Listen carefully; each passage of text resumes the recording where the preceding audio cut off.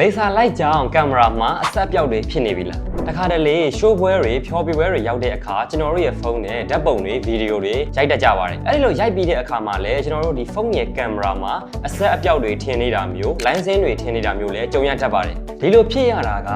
ဖြောပြပွဲတွေမှာအသုံးပြုတဲ့လေဆာလိုက်တွေကြောင့်ပဲဖြစ်ပါတယ်ဒီလေဆာလိုက်တွေကဖုန်းရဲ့ကင်မရာကိုဘာဖြစ်လို့ပျက်စီးစေတတ်တယ်လဲဆိုတာနဲ့နောက်ထပ်သတိထားရမယ့်အချက်တွေကိုလည်းဒီဗီဒီယိုမှာအသေးစိတ်ပြောပြပေးသွားပါမယ်အရင်ဆုံးဖုန်းမှာပါတဲ့ကင်မရာအကြောင်းကိုရှင်းပြပေးပါမယ်ကင်မရာမှာဆိုလို့ရှိရင်အဓိကအစိတ်အပိုင်းနှစ်ခုအနေနဲ့ lens နဲ့ image sensor ဆိုပြီးတော့ရှိပါတယ်လေဆာလိုက်ဆိုတာကအလင်းရောင်တစ်ရောင်တည်းကိုပဲပြင်းအားများများနဲ့ထုတ်လွှတ်တာကြောင့်အလွန်အားပြင်းပါတယ်လေဆာလိုက်ကဘာကြောင့်ကင်မရာကိုပျက်စီးစေတာလဲအဲ့ဒီလေဆာလိုက်ကဖုန်းကင်မရာရဲ့တင်းငယ်တဲ့အစိတ်အပိုင်းလေးတွေပေါ်ကိုအပူချိန်မြင့်တက်သွားစေပြီးတော့ဆန်ဆာကို damage ဖြစ်စေပါတယ် damage ဖြစ်သွားတဲ့အခါပုံတွေဗီဒီယိုတွေပေါ်မှာအမဲဆက်တွေထင်လာတာမျိုးလိုင်းစိမ်းတွေထင်လာတာမျိုးလည်းဖြစ်တတ်ပါတယ်နောက်ပြီးတော့ကင်မရာတစ်ခုလုံးအလုံးမလုံးတော့တာမျိုးတောင်မှဖြစ်နိုင်ပါတယ်ဒါဆိုလေဆာလိုက်ကြောင့်ကင်မရာမပျက်စီးရအောင်ဘယ်လိုကာကွယ်ကြမလဲအထူးသဖြင့်ဖြောပြပွဲတွေရှိုးပွဲတွေမှာလေဆာလိုက်ဓာတ်ရိုက်လာတဲ့နေရာကိုပုံတွေဗီဒီယိုတွေမရိုက်ပါနဲ့လေဆာလိုက်ရှိတဲ့ပတ်ဝန်းကျင်မှာ